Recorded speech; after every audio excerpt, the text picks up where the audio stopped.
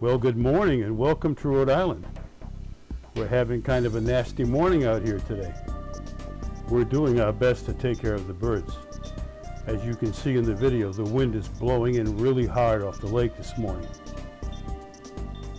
We've been at this bird thing for a long time, and you can rest assured that the birds will be just fine. We'll take care of them today. I hope you all enjoy your Sunday. I know I'll be staying inside where it's nice and warm. I'm not going out on the lake ice fishing today, although I know they're catching some pretty large trout out there.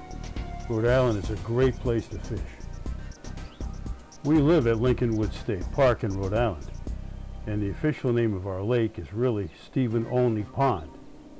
It's a very popular recreational spot in Rhode Island. It's time for me to fill the bird feeders again.